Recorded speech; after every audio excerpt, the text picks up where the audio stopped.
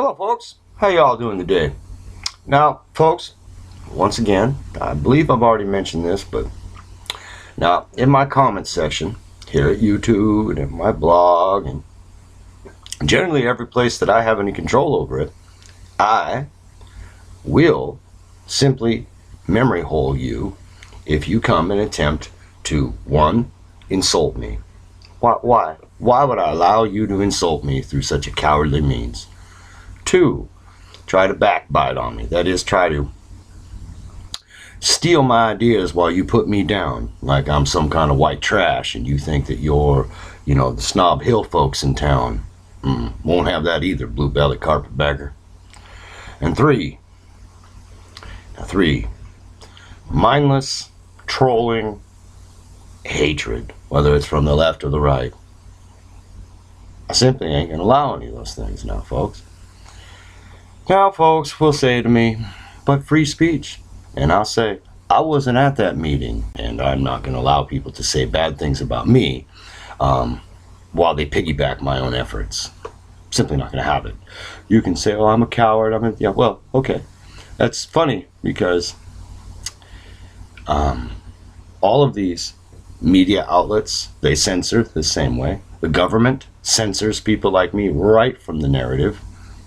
And in fact, the far right websites censor people like me too, because their particular pet peeve with me is that I actually care about my own people, am only worried about my people, the Western majority people. Take a look at my face. If you look like we could be cousins, I'm pretty much your buddy. Okay? Unless, of course, you wish to be my enemy, and then if you're going to fight with me, I have to fight back. What can I say? Now, the far right folks, they don't like me because I won't submit to their gibberish. They want to talk about hating other people and being angry at other people and upset, butthurt, upset, anger. And yeah, I am angry about a lot of these things that have happened in the West to my people. Anyone who's listened to any of my broadcasts, and I did a lot of voice broadcasts before I got this webcam. My computer simply wouldn't accommodate a webcam, and so I did voice broadcasts. I think I might actually like them more. It's more relaxing. It's just sort of like sitting in a dark room and letting your mind unreal. But if you listen to those, you'll notice that while I may not talk about whatever pet pony you have, I have a great concern for the people like me and for their communities, for their jobs, for their general well-being as people, not as serfs to me or as subjects or any other nonsense. I care about them on an abstract level, because they're my people, because I see that this, frankly, in the most self-serving level, because their well-being and my well-being are one. They're tied together. They are all part of the same chain. We're all links. Chain goes down in the water, all the links go down into the deep. They all go to the drink, That's how it works. And besides that, they're like me, and so you should care about those like you. This isn't hate or it isn't even what the alt-right people like to call it, the far-right people. This is unfounded altruism. Imagine if Europeans during the Ice Age had behaved the selfish, individualist way that these far-right children, these hating children, and the far-left children, because they are children, I refuse to accept them as my equals as adults, they're children. Imagine if they had behaved this way out in raw nature, where if you don't work together and winter comes, you freeze stiff. They would all die. They'd all be like Aesop's grasshopper, The very fact is the ants and Aesop survived because they cared about each other and they worked as one. And during winter, if you paid attention to Aesop, they were taken care of. They got to be merry. Now that's a really light word now, but what Aesop was implying is that because they had given up a little bit of happiness now, later all of them, or most of them, were able to enjoy a larger level of more concerted happiness in a more disciplined and ordered way. This is not all that terrible of a thing. And to say, for instance, that I'm some kind of defective person because I believe this is insane. It's one of the great strengths of our people. It's one of our great strengths. Charity and hospitality are two of the great pillars of our people's ethical, moral foundations since the horsemen rode into Europe a long time ago, about 8,000 years ago now. Okay? Basically, the idea is that if you're powerful and strong and someone comes to you and says, please assist me, you're bound to help them if they're one of yours, and you are able, you are bound to, by honor, not law, honor, honor, honor. You're bound to this, you see. And moreover, you are required, if you are able and you have social and wealth status, to provide for other people. This is hospitality. But the point is that if you claim to be someone of importance, you have responsibilities down the chain. This is hospitality and charity. These are two of the massive, ever overarching moral qualities of the Indo-European peoples, all the way from the Kurgans, through to the Rus in Kiev, the Celts, the Romans, the Greeks. Most modern European peoples now understand precisely what I'm saying. It's only the most corrupt of people who think that this is a weakness.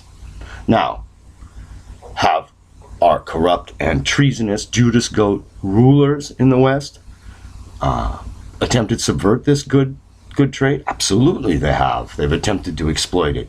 But this is like saying that because someone has used something which is fundamentally good against you, now you should destroy the good thing so that they can't use it. What are we, children, that we destroy our own goodness to keep the enemy out? No. You see, what we need to do is close ranks again and remember that there's a circle of people, and inside of that circle, charity, hospitality, caring, goodness, and generally being good shepherds towards your fellow man is the correct way to behave. And that outside of that circle, unlike what these crazies say, there's no reason to hate anyone. There's no reason to have any concern for them if they come towards the circle and threaten our perimeter. If not, let them be wherever they wish and do whatever they wish, wherever, far away from us, however they are able. Now this is the real adult view of all of this.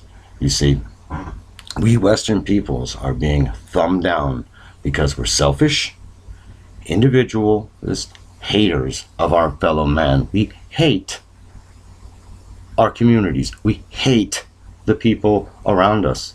And we merely seek to, like rats in the flood, hold the others down so that we can keep our own nose above the economic waters.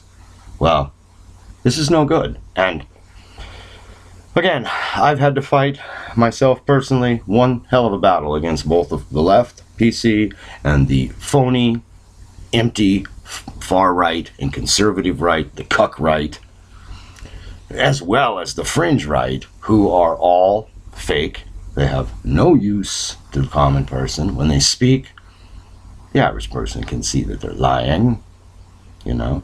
And the reason that we have conducted these Herculean efforts, these absolutely Herculean efforts, these aren't easy for an uneducated man to just sit down and say, how are my people here and what has happened?